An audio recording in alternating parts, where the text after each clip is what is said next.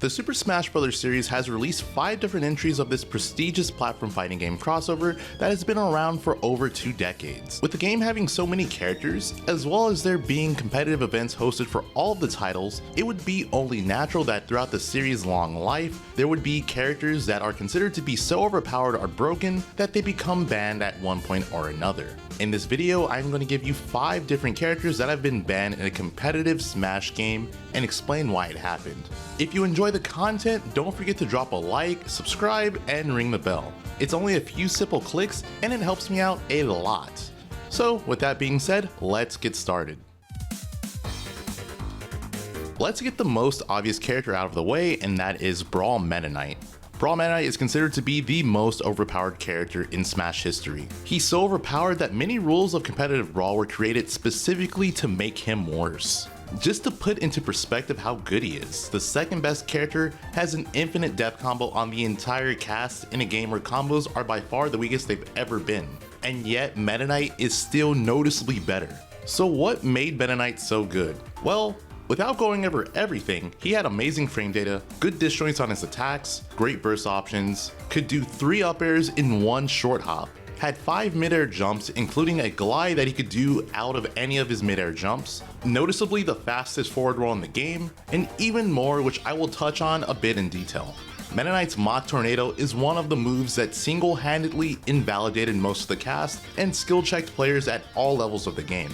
To start off, most attacks will lose to this move. In order to hit Meta Knight out of Tornado, you have to do one of these things. Hit Meta Knight with an attack that has a transcendent hitbox, use an attack that deals roughly 15% or more to beat the attack, or land on top of Meta Knight with a hitbox that hits him and not the Tornado hitbox. You have to do one of these 3 things to beat the move.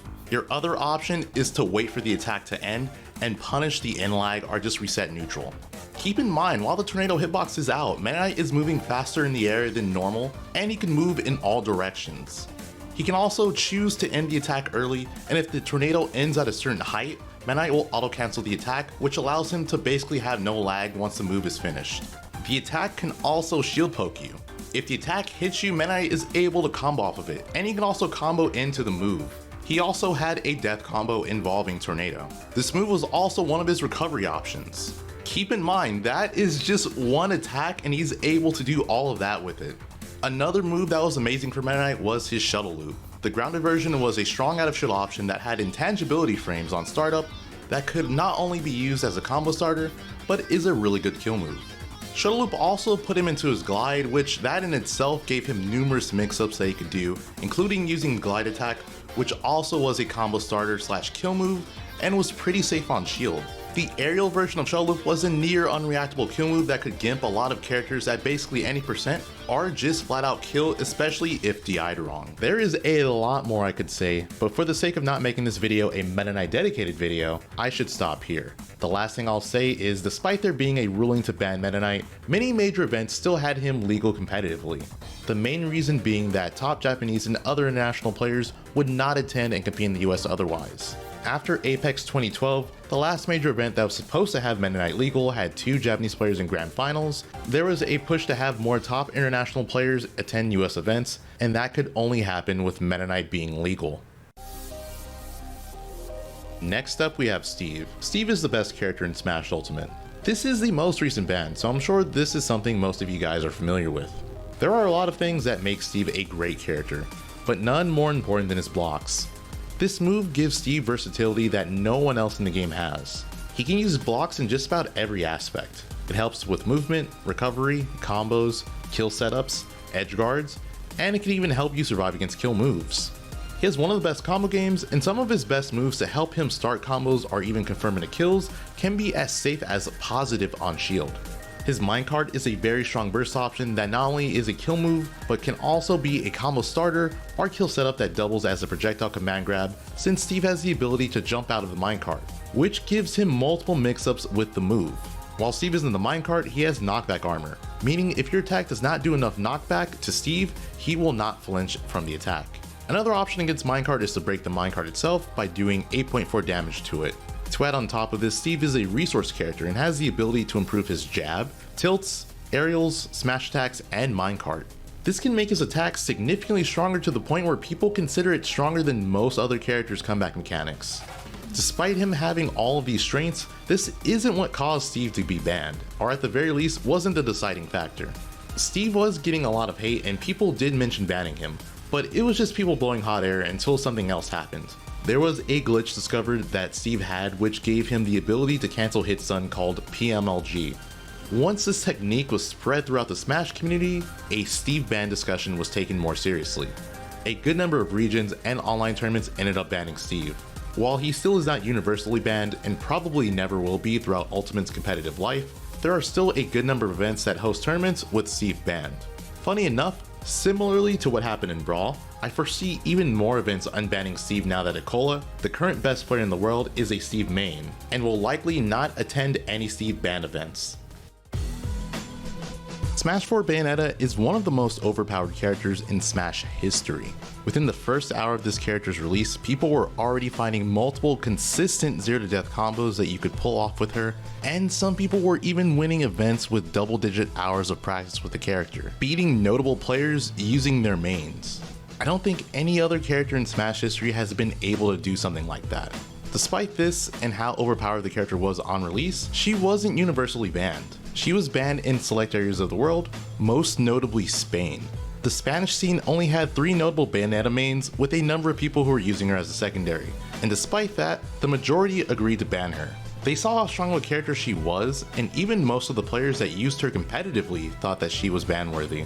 They decided to ban her roughly a couple of months after the character's release in order to prevent prolonging the discussion and making the decision to ban her harder to do because more people being invested in the character. The next patch update after Bayonetta's release, she got nerfs. They were minor nerfs and they didn't really change her that much. But the next patch update after that was yet another one where she got nerfed. This one was different because she was the only character that got balance patch changes and they were all nerfs. These were major nerfs too. This was the final balance patch update and also a historic one because this is the only time where only one character has gotten balance patch changes, and again they were nerfs. These nerfs removed a lot of her combos and made her still existing ones harder to do. Even with both of those patch updates that nerfed her, she was still without question the best character in the game and considered overpowered. I think if Bayonetta never got nerfed, there was a very good chance she would end up getting universally banned. Hero is the only character on this list that wasn't banned for being too overpowered or having some sort of broken glitch. He was banned for being too random. South Australia decided to ban Hero because of the RNG factor on his attacks. His down special menu gives you the option to pick one of 4 spells that are randomly available to select. These spells can vary between giving him a strength or mobility buff, a reflector, a projectile that comes out insanely fast, different slashing attacks, a projectile that can kill at any percent including 0, or even becoming giant. Hero also has an RNG factor on his smash attacks. There's a 1 in 8 chance of getting a critical hit with his smash attacks, and if you do get a critical hit, his smash attacks become drastically stronger and can take stocks at very low percents. Now I know some of you are going to mention another reason for banning Hero, which is the language barrier. And yes, that was a reason a lot of people discussed for banning Hero, but that is not why South Australia banned the character. For those of you that don't know what I'm talking about, let me explain. At the beginning of Hero's release, a lot of people were discussing banning the character due to Hero's menu putting people who are not able to read the language the game is being played in at a massive disadvantage. It was decided to keep this character legal despite this issue mainly because he's not that common of a character, and it's not really considered to be too big of an issue in competitive play. Also, just want to say, South Australia did unban Hero shortly after the ban happened, so if you're a Hero player looking to compete in South Australia, you don't have anything to worry about.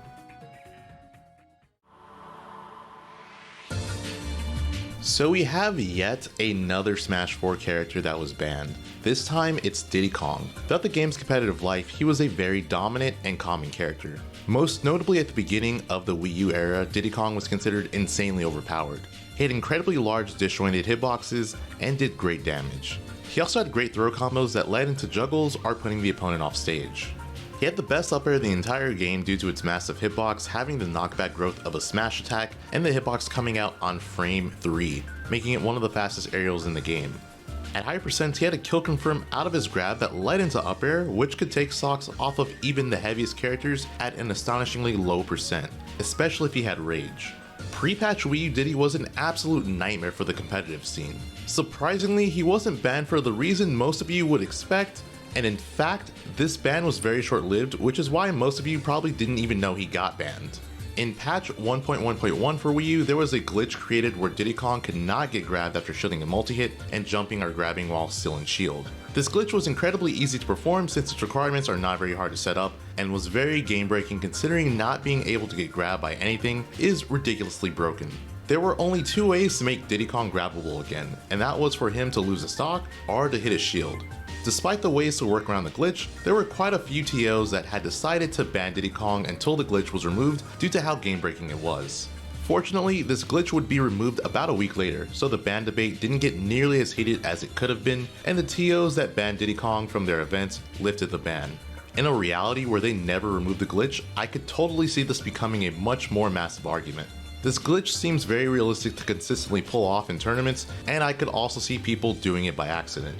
I also think Diddy Kong is one of the worst characters to have a glitch like that because he's one of the harder characters to hit in general. So now you're adding invincibility to grabs on top of that, and I think it would have been a huge problem. Like I said before, Diddy Kong was a very common character, so the possibility of this frequently happening in tournaments would be very high. And that is it for the video. Reminder to drop a like, sub, and ring the bell if you enjoy my content. It helps me out a lot, and it's just a few simple clicks. Also, let me know down in the comments what your opinion of these characters getting banned are, if you knew why they were banned, or if you even knew they were banned in the first place.